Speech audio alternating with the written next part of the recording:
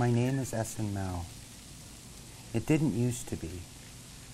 I knew at a young age that something wasn't quite right. I was too young to fully understand the ramifications at first. When I got old enough to comprehend the differences in gender, then I knew I was lost. How do you explain something like this when you can barely understand it yourself?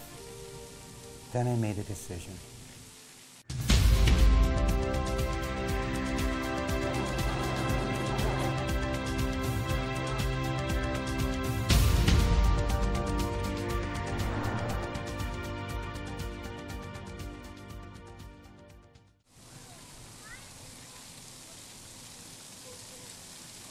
It's not a choice. It never is a choice. It's never a choice for anyone in the LGBT. You cannot help who you're attracted to. You cannot help who you love. And it's not like I wanted to put myself through this. Like nobody in their right mind would put themselves through what LGBT people have to do, and trans women and trans men as well. Like you're singling yourself out. You've become a minority. You can't get work. You can't even most times get decent health care. You can't get people to help you. People are essentially mean to you. Society turns its back on you. So who would choose to put themselves through that? I just want a life. Just a very boring, quiet life, you know, where I go to work every day, I come home to my apartment, and maybe I'll start with one cat before I go to 20, I don't know. And a few friends to go out and go to the movies with. And if I'm very lucky, maybe I'll find a boyfriend or a husband.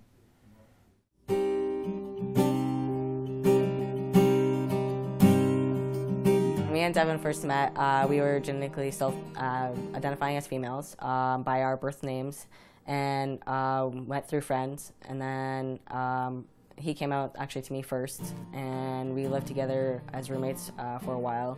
And then I moved back with my parents, and then now we're again living together, and now as males. That should be A.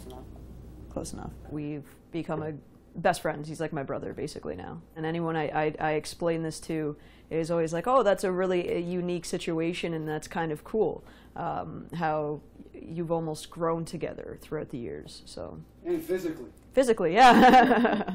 When I was a kid, I grew up with a twin sister, so I think at a young age I realized that there was a lot of differences between us, and just like differences in sports and that I liked, and that she was like very, very feminine and girly, so just little things that I started kind of realizing. And then I guess as I got older, I noticed a major difference when it came to like sexual preference and the people that I liked, or how I felt.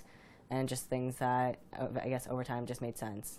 I grew up in a single-parent family with an older brother, so he was around more often. I kind of grew up in his footsteps, so it started very young. I hated dresses. I was always playing out in the mud. My mom would have to wrestle any feminine thing into me, basically. I got my first girl crush in like the 3rd grade, and I'm like, oh, well, this is not normal. So I realized early on, and looking back, a lot of things basically make sense now. So. Midland is like any rural city, town, and they're protected within their own cultures, their own environments. I kind of describe it like a bubble. And it's hard for an outsider to come into a small town environment, just anybody. For me to be who I am, that's magnified. First, they want to know that I'm not there to harm them. So there's a community support or a community network where, what's this person all about? So their fears get magnified a wee bit. The police department, I think, was getting phone calls constantly at one time, trying to figure out that there's this individual running around as a female, and we're not sure. And you don't have to go to Toronto to be who you are. We shouldn't have to. Yeah, I know. Ivy's been coming to the MCC for over 1.5 years now, almost 2 years. She's been a volunteer for the last 6 months. And it's great that people in the transgender community like Ivy have chosen to live their true selves here in Midland versus saying that I need to be in a big city in order to be true to myself. I'd rather somebody come up and ask me a question than to be fearful or totally dismissive. You're not part of this world, you're out of my mind, I don't want to even acknowledge you. And I've had that happen where people look at me and just turn right around and put their hand up and dismiss me totally. I am a human being, and that hurts. Nobody deserves to be treated like that anywhere. I was pretty happy when I looked in the mirror and I started like seeing like my grandpa's features and my dad's features. I was like, yes! When we first started hanging out, I was starting to have feelings for him, and at the time he was presenting as female, but then when he told me that he was trans and I talked to my mom, she's like, well, it makes sense because you can see the male in him and you're attracted to the male in him. And I was like, that makes sense. I was like, well, is this just like a really strong friendship, like the best friend I've ever had, or what have you? And I sat down, and after a while, I thought about it, and I was, oh, I'm in love with my best friend. Your hair's so long. I've had people say, like, you're so brave for being with a trans person, or like you're so strong, and I'm like, why? I don't look at him and see a trans person. I look at him and see my best friend and see the man I want to spend my life with. One of the hardest parts to accept is understanding that picture of who I am in my mind may not reflect the reality. I'm poor. I'm not Caitlyn Jenner. I don't have the resources to manage the financial aspects of transition, which is looked at to be cosmetic by our health system, and that is a sad reality in itself. We are attempting to take the lead in terms of developing good programs for offering transgender health care. We're woefully behind. We don't know enough, we don't think enough about this syndrome, nor do we ask enough about it, and unfortunately people get caught in not knowing where to go for help. It used to be thought that the transgender population was no more than 1 in 11,000 people. Thinking is now it could be as high as 0.1 to 0.5%. I, from the local area alone, am seeing 15 individuals in my practice who are transgendered. To engage a transgender individual in treatment and assist them is immensely rewarding and should be available to all transgendered individuals.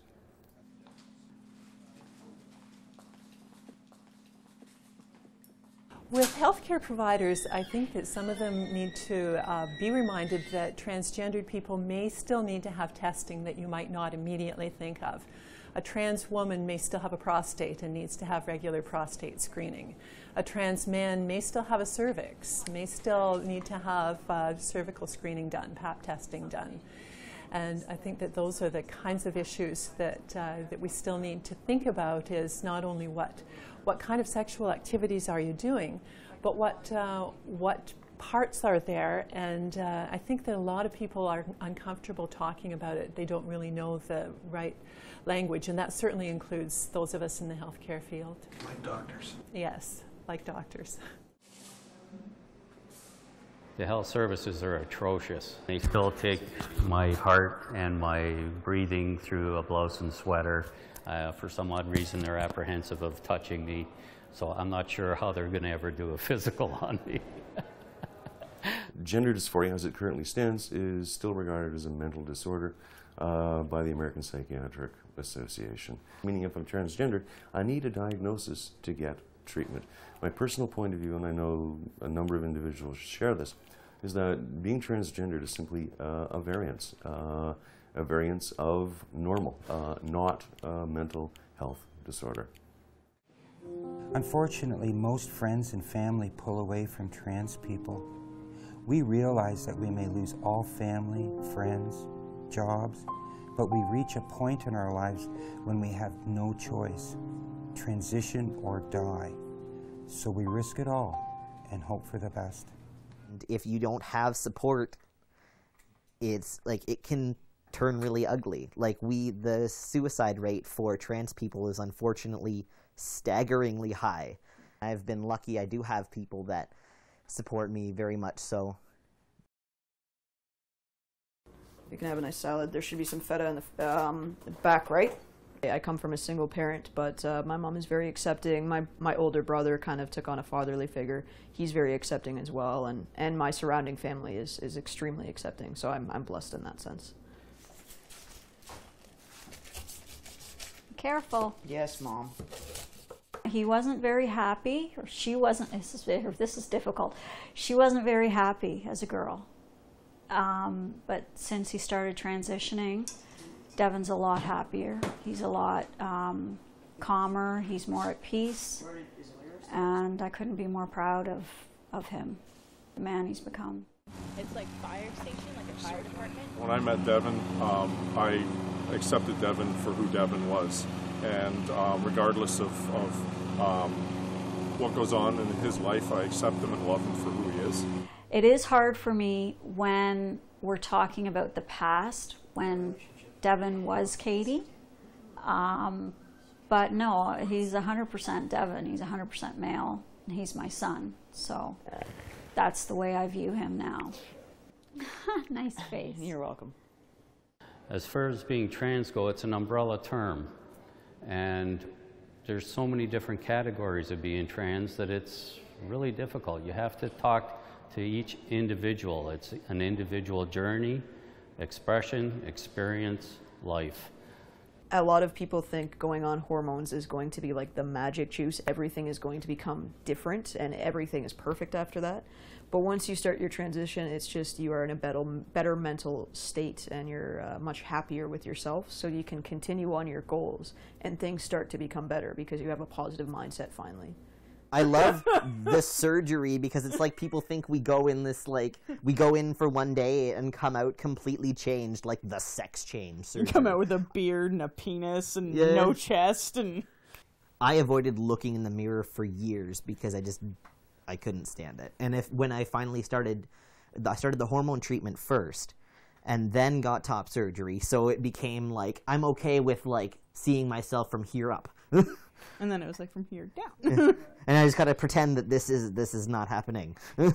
This is a binder that I wore for probably 4-ish years, every single day, and it compressed, like, it's probably brought down my lung capacity, and it can warp your ribs. This is a good one too. Like, some people don't have proper binders. They'll use like tensor bandages, which are terrible, like the worst possible method you can use. It's very, very dangerous. Or like people have used like even worse, duct tape and stuff like that because they're so desperate. And it's not good, but I needed, like, this is why I took out a loan to pay for my own surgery, because I could not stand wearing this anymore and I could not stand having a chest. But not wearing it is 10 times worse than whatever physical damage it does.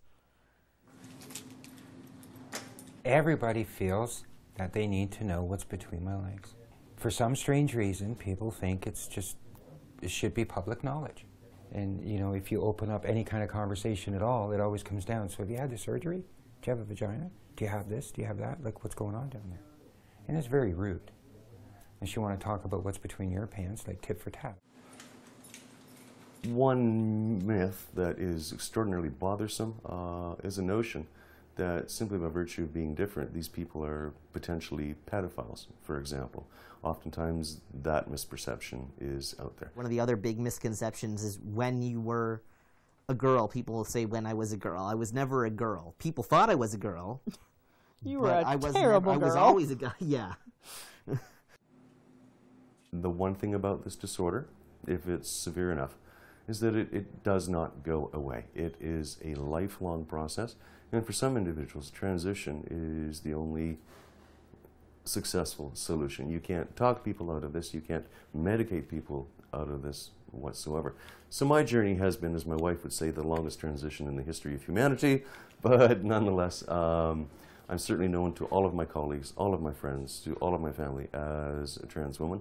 When I'm at work, I present as androgynous. When at home, it's different than that, which offers me a dimension of relief.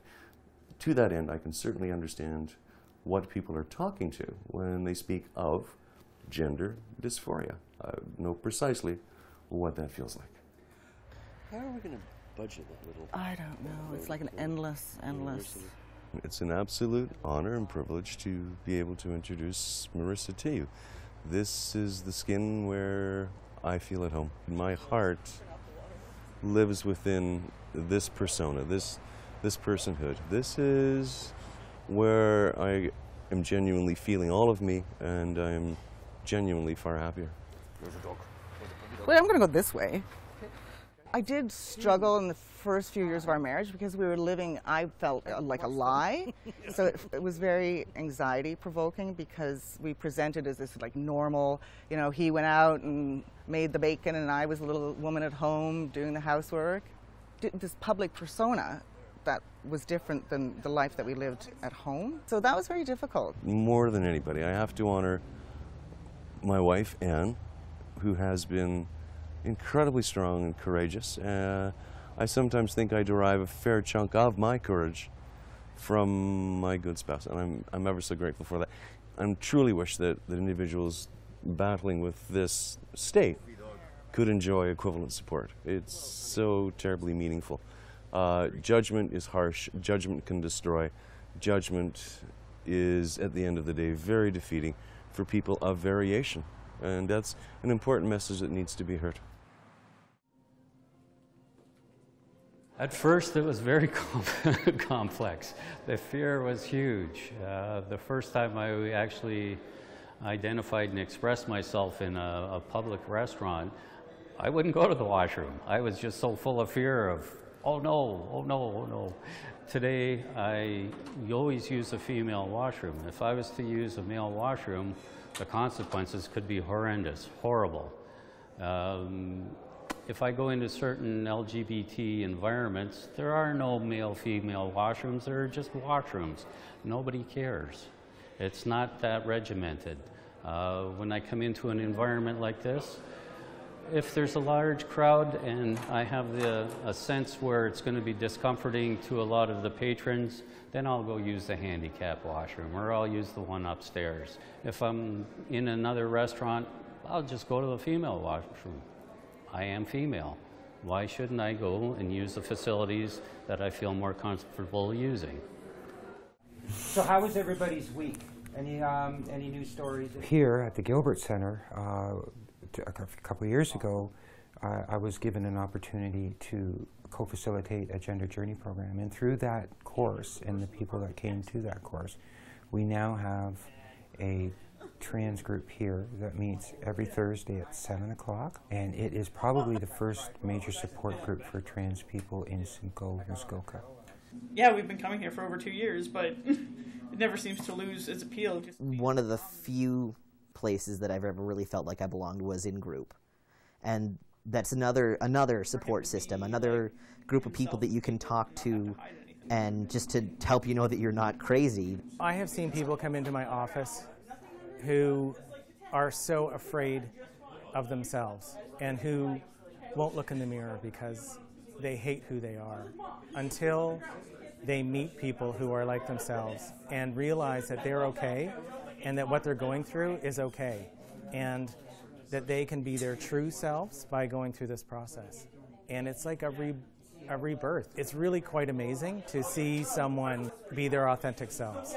I think this group is terrific, and everybody should come out that has any questions, whether it be a child, a parent, and come out and learn something, or we can teach you something. I was a ticket taker, and it's an interesting way of getting the community used to me. It's a safe environment for them where they don't feel threatened, and it's a safe environment for me so we all get used to each other. But every once in a while I get somebody coming up to me and going, "Are you part of the act?" And I ham it up, yes. It can be pretty funny sometimes. The patrons aren't always sure. As a kid, I always wanted to stand and pee like my dad, and obviously in a sense I couldn't, so the next thing was I'm going to go out in the garage, get a funnel, and stand up and pee like my dad. That was something I look back on, I'm like, okay, I can't believe I did that, but now it kind of makes sense. What's so funny? I have this orange and pink and yellow stripy dress, and I'm imagining Carl in the dress. Oh my God, that's terrible. That would look really awkward now. You're so hairy, it would be awful. The beard helps. That would be beautiful.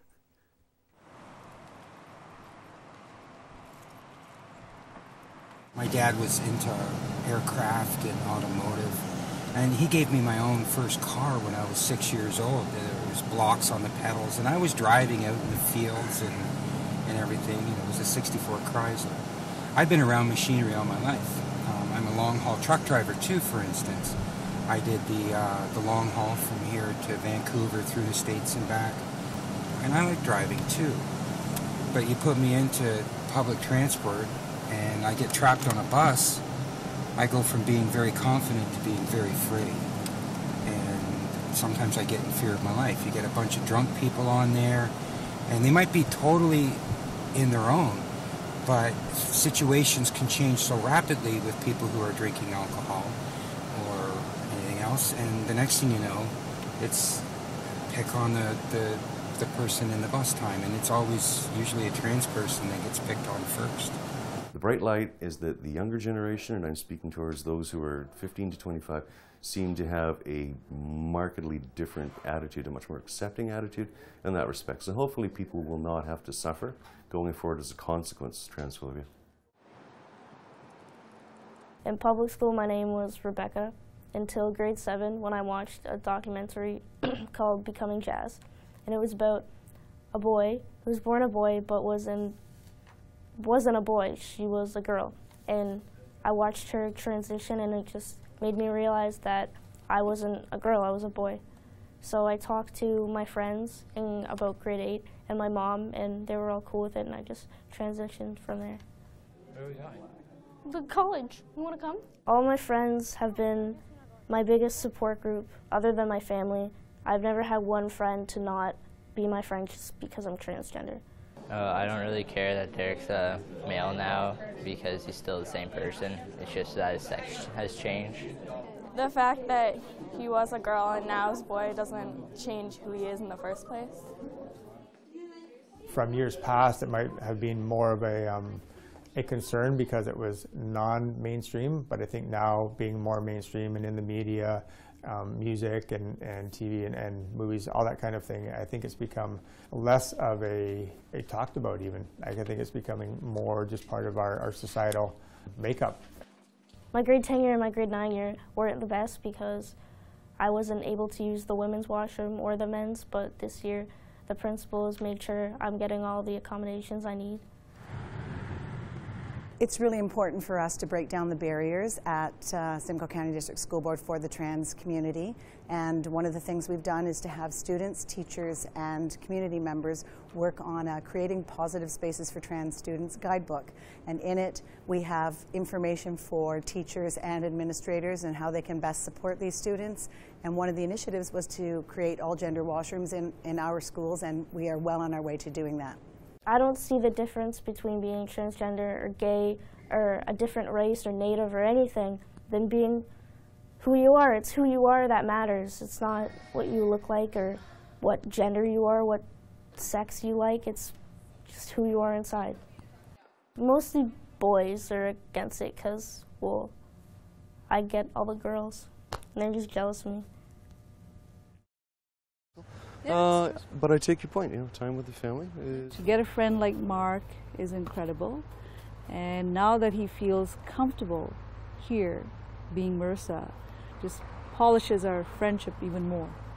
You know, in a small town, Aurelia, it amazes me that people are so open and accepting of this. When he came out to the medical community of our hospital, people took it really well. And everybody's aware, everybody knows, and they're very comfortable with it. I love Marissa, I love Mark, love Anne. They're like another family to us now. Today is a recognition of our community for the hardships that trans people go through. The fact that the transgender flag has been raised at City Hall gives it more weight and authority to everyone to understand and start accepting the trans community. The City of Barrie has been outstanding in their contribution to the trans community, and we thank the City of Barrie very much. My biggest hope for Devin is that he stays happy, stays on his path, and becomes the man that I know he can be. My 5 to 10 year goal is actually to be leaving Ontario and move to British Columbia. I'm, as I like to call myself, a mountain man. I'm very much outdoorsman, and I'd like to become a teacher, family, children, and such. So yeah, in the future, it would definitely be nice to at least have a girlfriend.